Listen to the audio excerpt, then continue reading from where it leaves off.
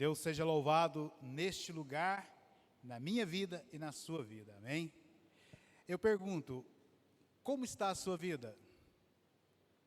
Como foi a sua vida durante a semana? Você veio aqui hoje para recarregar as baterias? Ou você veio aqui hoje porque o seu coração queima, arde pela comunhão, pela presença de Deus, né? Esse ano, Deus falou com o nosso pastor e deu a ele um tema para que nós perseguíssemos durante esse ano. E não é um tema novo. Desde os primórdios da igreja, se fala de um cuidar do outro. E continuar fazendo outros para cuidar de outros. E agora, o nosso líder desperta para isso, para nos levar a essa caminhada árdua, não é fácil, de levar outras pessoas, a essas outras pessoas, levar outras pessoas a caminhar com Cristo e parecer com Cristo. E mediante isso eu quero hoje ministrar a nós, o Senhor tem ministrado ao meu coração, tem falado comigo, e eu creio que antes de vir aqui a esse púlpito, Ele já falou também com você. O que falar aqui hoje, a palavra expressada aqui hoje, ela já está no seu coração, eu acredito. Se você veio aqui esta noite com esse coração de adorador, Deus já está falando com você. Deus já está derramando sobre você unção de graça. E se você abrir o seu coração ainda mais, você vai entender o que Ele colocou no meu coração para falar com você nesta noite, amém? E não é nada novo. O tema dessa palavra é o pão do céu e as mãos que alimentam. O pão do céu e as mãos que alimentam. Nosso texto está lá em Mateus 14, 13 e 21 e Marcos 6, 30. Meus irmãos, quero fazer duas perguntas para você. E duas perguntas também para mim, para nós como igreja, como congregação, como a igreja do Garavelo, essas perguntas. Somos os que servem ou somos os que é servido? Como você tem vivido a sua vida cristã? Servindo ou sendo servido? Para falar sobre isso, eu queria que nós lêssemos aqui, então, Mateus no capítulo 14, no verso 13, que é um texto muito conhecido, todos conhecem, que é a primeira multiplicação dos pães. Veja só o que Mateus vai falar para nós aqui nesses versículos. Ouvindo isso, Jesus retirou-se dali, num barco, e foi para um lugar deserto, à parte. E quando as multidões souberam disso, seguiram-no a pé, desde a cidade. Ao desembarcar, ele viu uma grande multidão e teve compaixão dela e curou os enfermos. Aí, ao cair da tarde, os discípulos aproximaram-se dele, dizendo: o lugar é deserto, e a hora já está avançada. Manda embora as multidões para que possam ir aos povoados, comprar algo para comer. Jesus, porém, lhes disse: eles vão precisar ir embora. Vós mesmo dai-lhes de comer. Então eles lhes disseram: temos aqui apenas 5 pães e 2 peixes. E ele disse: trazei-os aqui. Depois de ordenar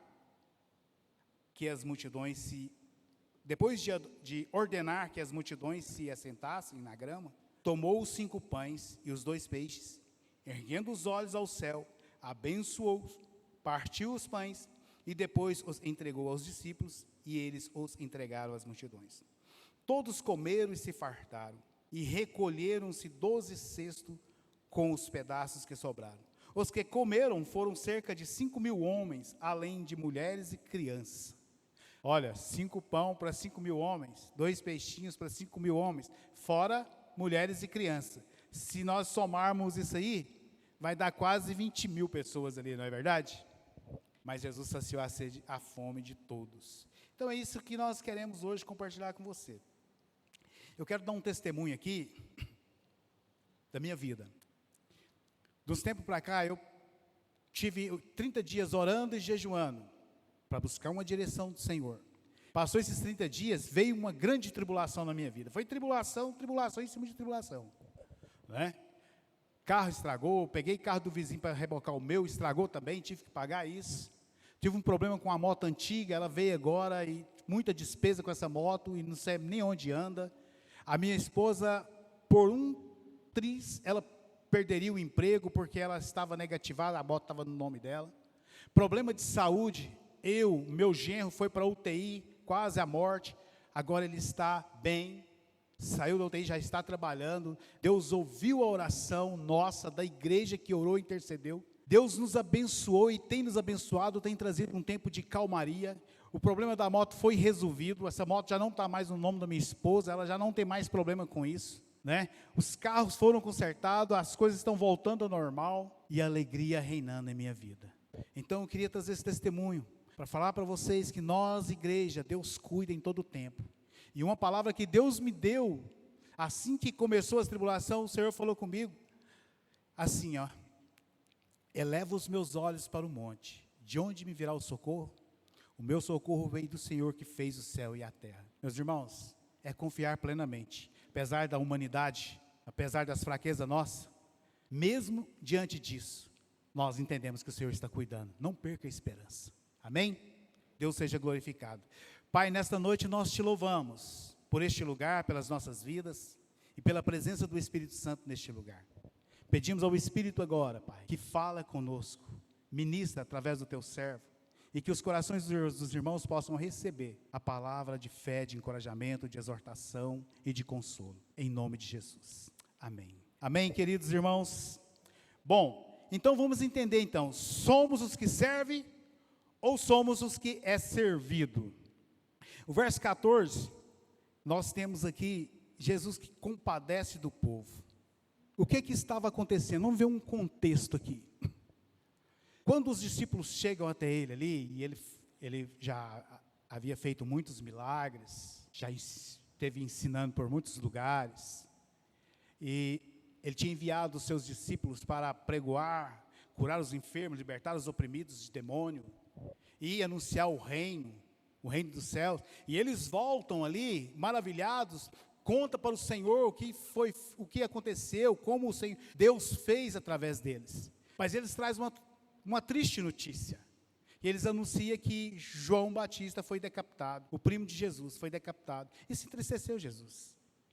E Jesus chega e chama eles para atravessar o mar da Galileia, ir para uma outra cidade, Betsaida. E eles, ao atravessar, talvez ele atravessou, não foi o lago, no sentido horizontal, porque esse lago ele tem mais ou menos uns 11 quilômetros de largura e extensão uns 20 quilômetros. Provavelmente ele saiu de uma cidade, locomoveu uns 8 quilômetros para essa cidade, e foram de barco. E quando eles foram, chegou lá, essa multidão já estava lá. A multidão, porque Jesus agora estava popular, Jesus estava conhecido por toda aquela região. Então, quando Jesus chega lá naquela outra região, Jesus chega lá cansado, com vontade de se retirar para descansar, como nosso pastor, vai ficar 8 dias para poder descansar, porque é pressão em cima, pressão e mais pressão, se não dão uma aliviada, não aguenta.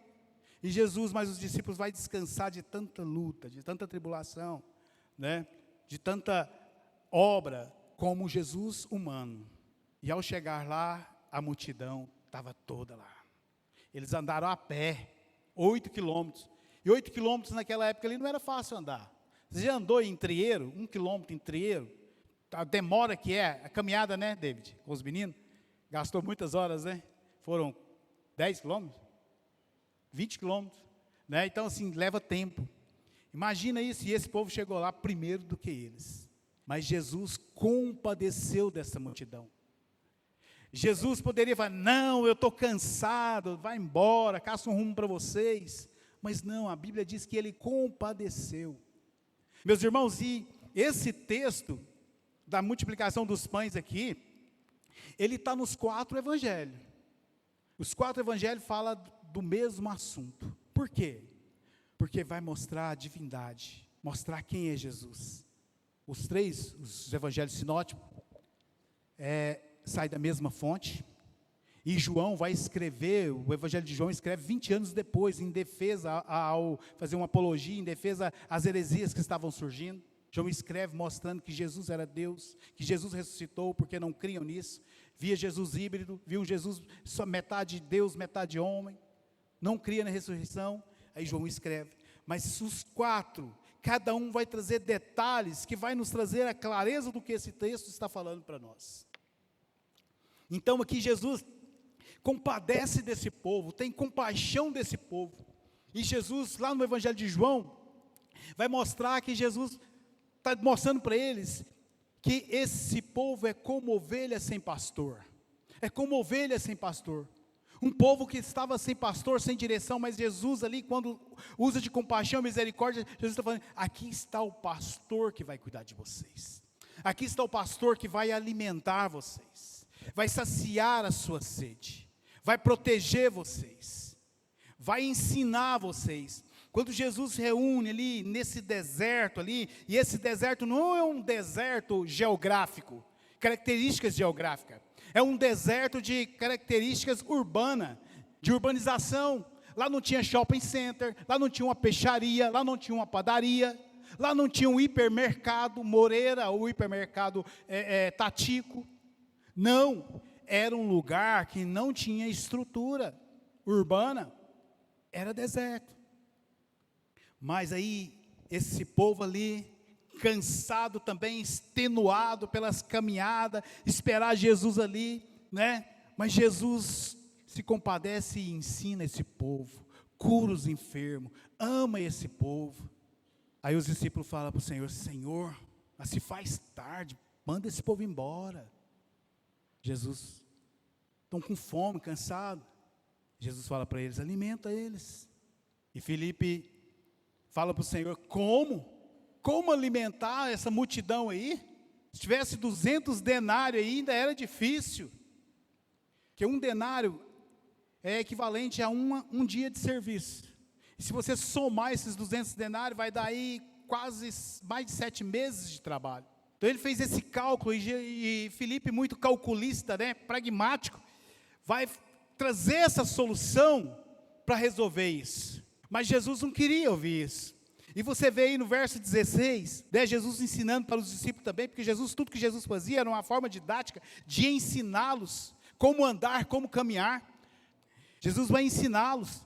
E ali Filipe, ali naquela situação ali, né, Jesus experimentando ele, porque na Grécia Antiga, os filósofos, os mestres, sentavam com seus discípulos e levavam eles e questionavam, perguntava, e eles perguntavam e ele respondia com outra pergunta, instigando ali o senso daquelas pessoas a atender e conhecer o seu mestre. E era natural que o seu discípulo conhecesse o que o seu mestre ia fazer, como ia agir, como ia ensinar. E aqui agora Filipe passa por um teste. Somos testados como foi os discípulos. Então Filipe foi testado. E nós também na nossa vida diária, nas nossas lutas e tribulações, na nossa caminhada com Cristo, nós também somos testados. O Senhor coloca diante de nós situações e desafios e ver qual é a nossa resposta. Você tem respondido ao Senhor diante da sua circunstância, diante da sua caminhada cristã, como discípulo? Olha só, mas Filipe traz essa solução humana, racional, intelectual, essa visão do homem caído, corrompido pelo pecado. E Filipe era dessa região. Por que o Senhor desenvolve esse diálogo com Filipe? Porque Filipe conhecia a região. Ele poderia saber onde encontrar, então, solução para esse problema. E André, outro discípulo, André, depois vem André e diz, ó Senhor, tem aqui 5 pães e 2 peixes.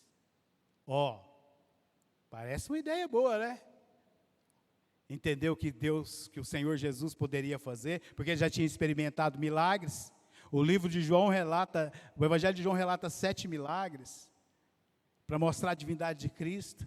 E aqui, essa passagem é o 4º milagre, João não chama de milagre, é de sinal, é o 4º sinal que Jesus faz, é a multiplicação dos pães. Aí, mas só que tem um problema, o André, ele fala, mas, você vai ver no texto, mas, o que isso pode para tanta gente? Você já reparou que nós também temos isso? Às vezes Deus coloca oportunidades na nossa frente, e nós colocamos um mas. Deus coloca oportunidades de nós representar Ele como discípulo, como servo do Senhor, como filhos de Deus, de ser abençoado, mas nós colocamos, mas queremos organizar do nosso jeito, para que aconteça do nosso jeito. Infelizmente. Mas aí o Senhor Jesus, pode mudar por favor. Mas aí o Senhor Jesus, verso 17, diz, Cristo pode usar pequenas provisões para realizar grandes milagres com generosidade. Então, meus irmãos, o Senhor compadece desse povo, diz para eles alimentarem. Então Jesus entra em ação, fala, mande que assentem, reparte esse povo em grupos, pequenos grupos, façam pequenos grupos. Senhor, organiza a casa, não é bagunçado como as coisas acontecem de qualquer jeito. É igual quando a gente sai do estádio de futebol, está lá torcendo lá, né? Depois sai aquela briga lá, sai aquela confusão, aquela baderna, ninguém sabe quem é quem. Não, aqui o Senhor organiza primeiro, senta em grupos, pequenos grupos, e o Senhor traz esse pão. Olha, meus irmãos, o que eu aprendo nesse texto? Esse jovem que tinha esse pão, a crítica textual, histórica, ela traz aí que não houve milagre, que esse garotinho, esse jovem que trouxe esses pães, ele compartilhou o seu lanche e motivou as outras pessoas a compartilhar o lanche. Engraçado, né? Compartilhar tanto que sobraram 12 cestas ainda. Será que houve milagre ou não? Houve sinal ou não? Então ele pega, por causa da generosidade que houve nesse garoto, ele faz a obra milagrosa. Meus irmãos, nós dizemos que somos do Senhor, caminhamos com o Senhor, e muitas das vezes falta em nós essa generosidade, desprender de nós de tudo, em sacrifício, em amor ao outro, servir, amar, cuidar, nós não dedicamos esse tempo, essa alegria. Muitas das vezes retemos, muitas das vezes acumulamos, e nunca entendemos o princípio da generosidade para prosperar. É igual aquela mulher que multiplicou o vinho na sua botija lá, né? Foi enchendo as vasilhas, enchendo, e quando não tinha mais vasilha, parou de jorrar o azeite. A farinha do mesmo jeito. Se nós deixarmos de ser generosos, as bênçãos param de ser derramadas sobre nós. Precisamos entender isso, é importante entender isso. Ter generosidade de acordo com os ensinamentos do Pai. Portanto, meus irmãos, o Senhor Jesus, Ele ergueu o pão e deu graças. Isso também é outro princípio muito importante que nós entendamos. Ele não abençoou o pão, Ele levantou os olhos para o alto, e assim que é a oração do judeu, ele levanta para o alto, no reconhecimento de que Deus é que dá toda a provisão, é Deus é que faz todas as coisas. Essa ação de graça é um motivo de dizer, Deus, Tu és Senhor sobre tudo, e eu vivo, eu alimento, eu movo, porque o Senhor é o Deus que proporciona tudo isso. E após ter feito isso, Ele partiu o pão. Ele partiu o pão, e quando Ele parte o pão, o que Ele faz? Depois que Ele parte o pão, Ele distribuiu? Foi Ele que distribuiu? Quem acha que foi Ele que distribuiu? Não, né? Ele dá ao discípulo para partir o pão, para distribuir o pão. E esses discípulos fez a mesma coisa, pegou um pedaço e partiu, e deu para o outro.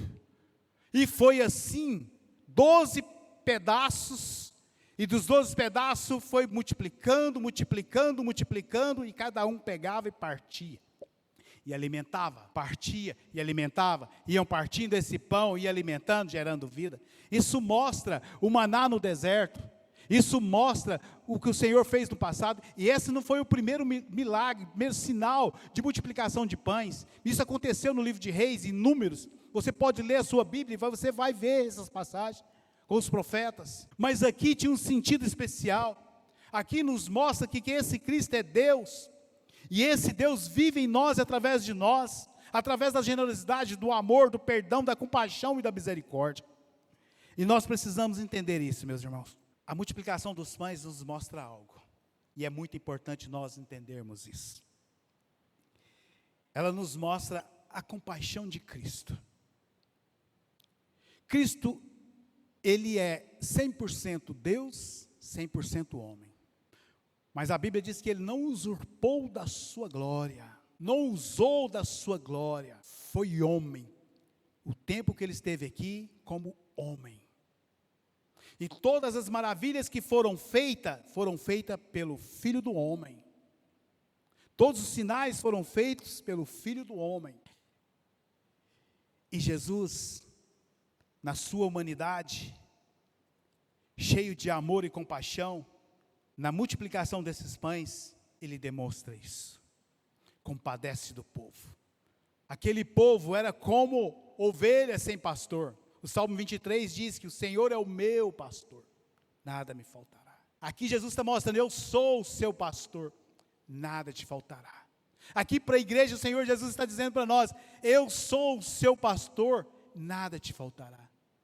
Eu tenho compaixão de vós, eu é que cuido de vós, eu é que amo vós, eu é que direciono vós. Por que perturbais? Por que ficar ansioso? Meus irmãos, e aqui Jesus se mostra cheio de compaixão e graça para com esse povo. E com essa multiplicação nós aprendemos aqui que em Marcos 6,39, quando assenta, Jesus diz que todos receberam. Todos receberam. Você acha que recebe bênção de Deus é só quem é evangélico? Ou só católico? Ou só que diz ser cristão? Ou você acha que um cara que está lá na Umbanda, na Quimbanda, sei lá onde que for, ele não recebe bênção? Jesus diz que aqui todos sentaram e receberam. Todos sentaram e receberam. Você lembra no começo que eu fiz uma pergunta? Você é o que serve ou o que é servido?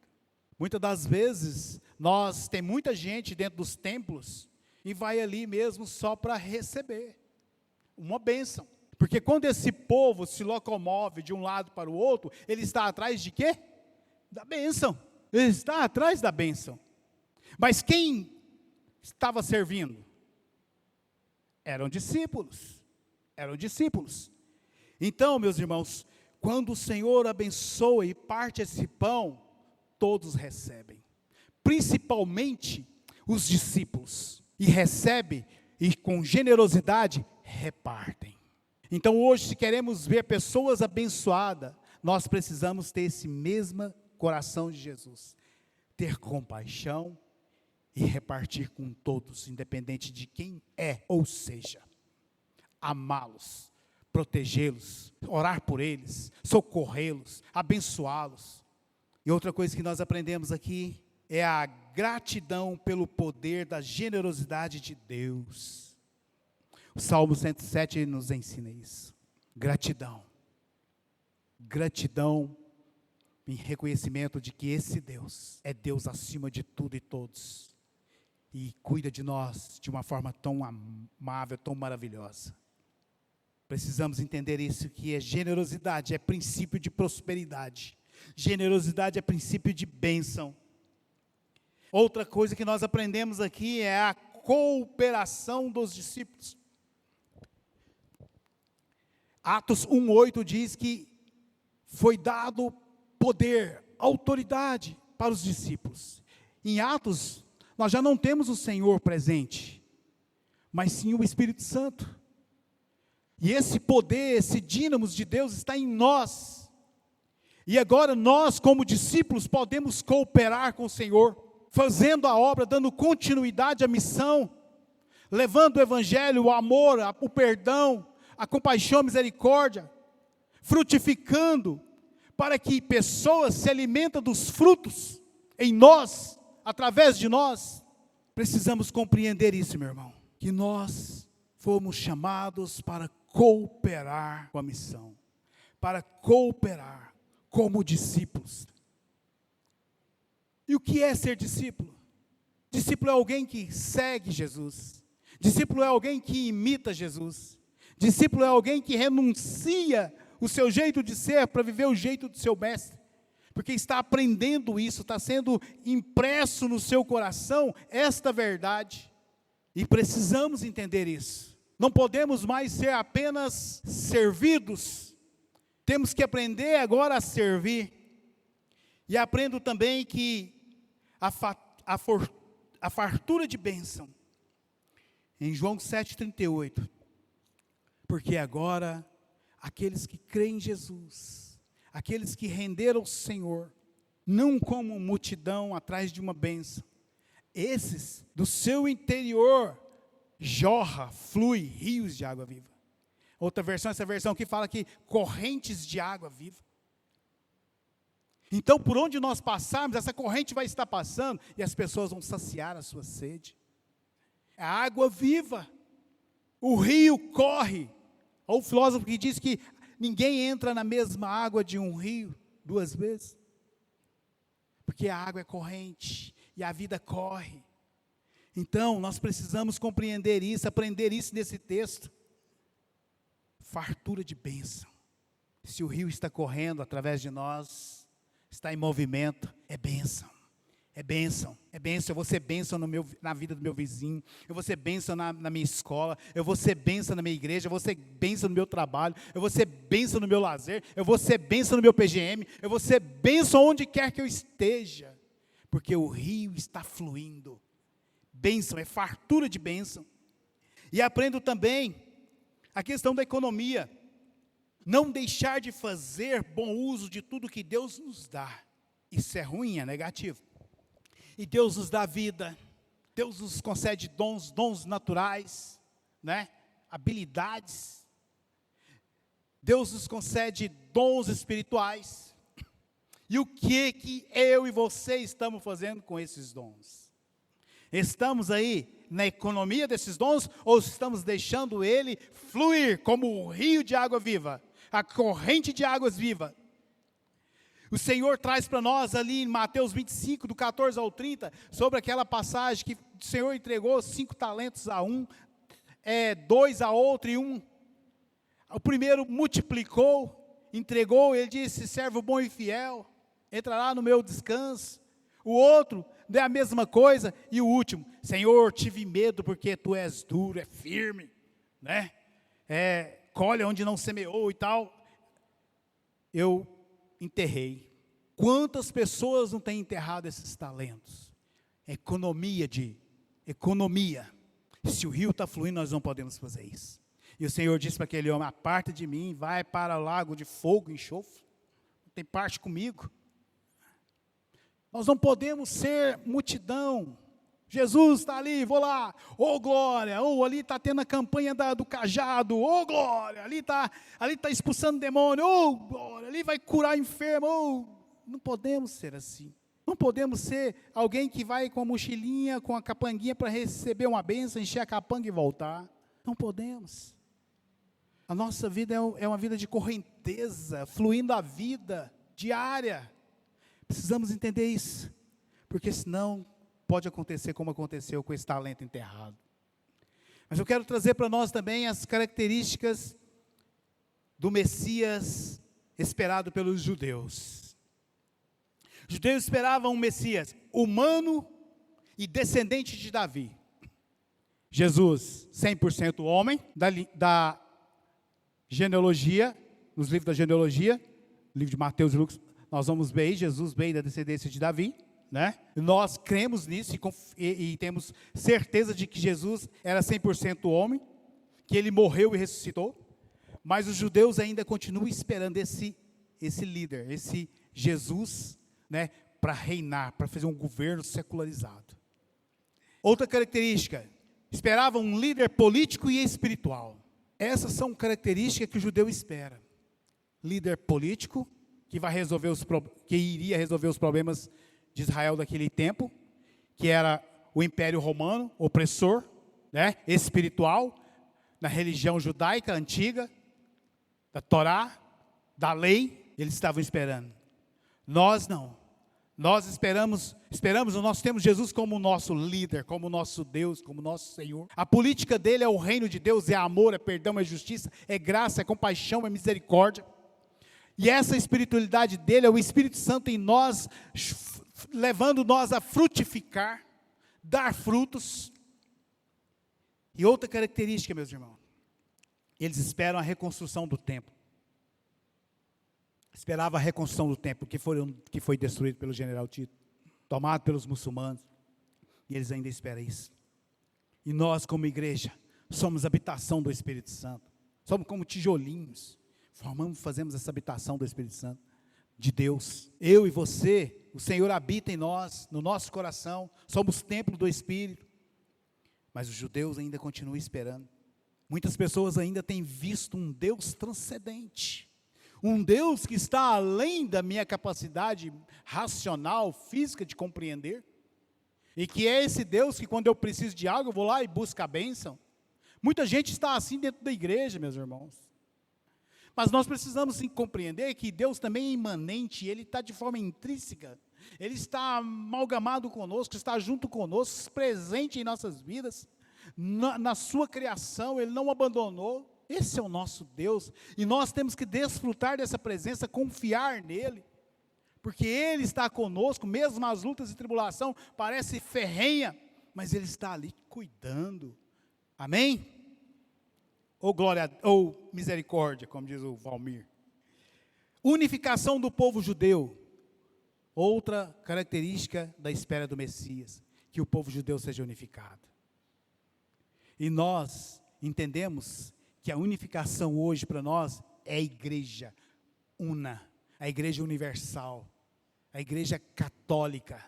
Não estou dizendo de religião, católico quer dizer único, universal, em todo o mundo, uma única igreja, uma igreja organismo vivo, uma igreja que exala o rio, que exala a vida. É isso que eu estou falando, porque essa igreja é uma igreja invisível. Essa igreja é a igreja que Deus vê. Essa igreja é a igreja que Deus ama, ensina e que discipula. Espera uma era de paz e justiça. E nós, a igreja, temos a paz que excede todo entendimento, todo conhecimento humano racional. É inabalável. Em todas as circunstâncias, reconhecendo que Deus é Senhor sobre todos. Deus é poderoso para todas as coisas, Ele é Salvador, Ele é o Criador, Ele é provedor, Ele é que supre, Ele é que nos ama, Ele é que cuida de nós. Justiça, que Cristo foi para a cruz e morreu no meu lugar, hoje eu sou justo, sou santo, não há mais condenação sobre mim, mas o judeu ainda continua esperando essa paz e essa justiça. Outra coisa que nós aprendemos aqui, restauração e observância da Torá. Eles aguardam isso, a Torá, viver na lei, olho por olho, dente por dente, pecou, tem que morrer. Imagina você ter que viver na lei hoje. Quem pecou hoje aqui? Levanta a mão. Todo mundo, né? Eu também pequei. Imagina se fosse o tempo da lei, ia todo mundo morrer apedrejado, não ia? Então, eles esperam isso, nós não, nós vivemos pela graça, pela compaixão e misericórdia de Cristo, fomos perdoados. E Ele continua nos amando e perdoando, perdoou os pecados passados, pecado presente, os pecados futuros. É lógico que nós não vamos pecar deliberadamente, vou maquinar aqui e vou pecar, não, acontece em nossa vida por acidente, ou porque ainda temos essas características humanas, ainda corrompida pelo pecado, mas caminhando nesse rio de água viva, né, para frutificar no Espírito, né, sendo transformado dia após dia, a imagem e semelhança daquele que nos criou. Amém, meus irmãos? Veja bem, nós não podemos ser como a multidão. E se nós reunimos aqui neste lugar para servir, então temos que ouvir a voz de Deus. E não tampar os ouvidos. Fez como Adão lá no jardim. Ouvir e dizer, eis-me aqui. Como Samuel disse, ele ensinou para ele e ele entendeu. E disse, quando o Senhor chamou ele na madrugada, ele disse, eis-me aqui, Senhor. Então nós não podemos ser como aquela multidão. Não podemos vir a este lugar para ser servido. Hoje, temos lançado muitos desafios nesta igreja, para sermos discípulos, para fazer outras pessoas aprender a caminhar com Cristo, ser imitadores de Cristo como eu tenho imitado, ser discípulo. Temos já alguns PGMs abertos, precisamos de pessoas, abrir novas casas, para que outras pessoas conheçam esse Cristo através da nossa vida, da comunhão, do relacionamento. Mas se nós queremos só ser servido, vou querer ser abençoado, buscar a bênção, você vai receber, porque Deus abençoa a todos, independente de quem seja, mas servir é para poucos, porque vai vir o rojão, vai vir as dificuldades, mas vai ficar firme, porque Ele é o rio de água viva, amém? Não devemos ser como aquela multidão, Jesus se tornou popular, está ali operando milagres, nossa, você viu lá o cego voltou a enxergar, meu Deus, o cara estava tudo torto, ficou certinho, o cara não falava, está falando, o cara estava morto, ressuscitou, andou sobre as águas. Não podemos ser só assim, como essa multidão, porque essa mesma multidão, quando Jesus não atendeu os anseios que ela esperava, com essas características que eu acabei de dizer, sabe o que eles fizeram? Mataram Jesus. E quando nós somos só multidão, que buscamos só a bênção, nós matamos Jesus. Matamos Jesus. As pessoas não veem Jesus, só vê Jesus crucificado, morto, só crê nesse Jesus que não ressuscitou. Se nós somos como uma multidão, nós não deixamos as pessoas ver Jesus através de nós, do relacionamento, do amor, da compaixão e da misericórdia. Precisamos clamar a misericórdia do Senhor. Senhor, me coloca no rio de água viva, para que flua essa corrente, me leva aonde o Espírito quer. Então, meus irmãos, que essa mensagem possa ter falado ao seu coração, como falou comigo. Precisamos posicionar como discípulos do Senhor, ser discípulos, e não ser só multidão, porque a multidão, ela mata Jesus, a multidão vai ficar quando Ele voltar para arrebatar, a multidão, quando partir dessa vida, não vai para o lugar de descanso. Medita nisso. Jesus diz lá em João 6, 24 ao 35, pequeno trechozinho diz assim, Jesus disse, eu sou o pão da vida, quem vem a mim não terá mais fome, e quem crê em mim nunca mais terá sede. Se nós estamos só buscando bênção, ainda estamos famintos e sedentos, mas se nós estamos servindo, estamos sendo saciados continuamente, porque a vida está fluindo, o Espírito está nos alimentando, através da meditação, da reflexão, através da oração, do jejum, da comunhão com os irmãos, no templo, no PGM, no meu trabalho, aonde eu passo, eu estou tendo vida, porque eu estou recebendo vida. Esse pão, você nunca mais terá fome, essa água, você nunca mais terá sede, porque Ele sacia, Ele te supre, amém? Amém? Glória a Deus, vamos ficar de pé, vamos orar. Queridos, que Deus possa ter falado com você. Nós estamos vivendo um tempo de despertamento, nós estamos vivendo um tempo onde as pessoas relativizam a palavra de Deus, onde as pessoas buscam um Cristo que atende às suas necessidades, ao seu ego. A gente às vezes conversa com pessoas que dizem ser cristão, e eles não sabem o que falam um monte de besteira, de um Cristo que não existe. Esse dia eu vi um negócio no Instagram, e o cara falando com a mulher lá numa manifestação, e ela disse que ela era evangélica, cria em Cristo, mas que o líder era a encarnação de Dom Pedro. Aí o cara falou, mas você não é evangélica? Não, eu pergunto para essa, você é espírita? Não, sou evangélica. Mas você crê na reencarnação? Como que é isso? Eu falei, não, está valendo. Então, pessoas que dizem que está caminhando com Jesus, não sabem nem o que fala, nem o que está crendo. Está uma salada. Então, nós como discípulos, nós precisamos ajudar essas pessoas. Quando andarmos por essa corrente de água, e pegando essas pessoas e amando elas, ensinando aqui, venha ter vida, venha conhecer esse Deus de amor, de compaixão, de graça, que vai suprir você em tudo. Seja assim, seja discípulo. Não como o pastor Wellington, não como o Erlene, como o Nairo, nessas características físicas humanas, mas seja como aqueles que dizem, estou seguindo Jesus, imitando Jesus. Faça também, para que outros também olhem para você e falem, quero imitar. Porque essas vidas aí têm dado testemunho do Cristo que vive, do Cristo ressuscitado. Amém? Pai, nesta noite nós te louvamos, porque a tua palavra é poder, a tua palavra é cura, a tua palavra é libertação, a tua palavra é transformação, a tua palavra, Senhor Jesus, é rios de água viva.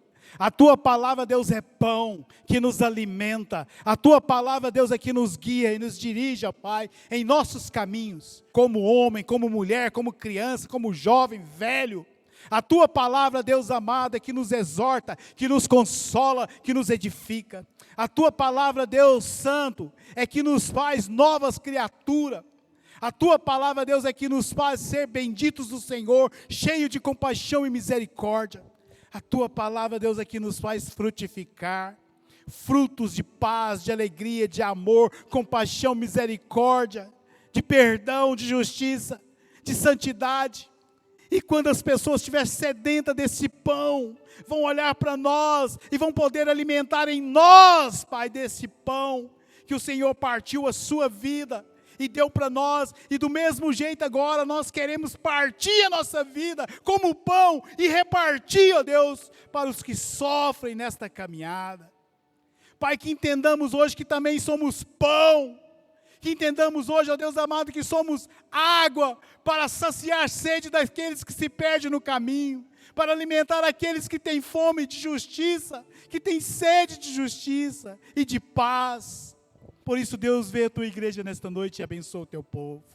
Espírito Santo, gera no coração de cada um de nós essa esperança, esse entendimento de ser discípulos, de ser aqueles que servem, de não ser só mais um na multidão, mas ser servo, discípulo do Senhor, que entende, ouve a tua voz e obedece, que não questiona, que não calcula do seu jeito, mas é o jeito do Senhor e aceitar isso e caminhar. Deus, nessa noite nós pedimos ao Senhor, abençoa o teu povo, a tua igreja, com a tua graça e a tua paz, que o Espírito da verdade ilumine cada coração, no nome de Jesus. Amém, amém.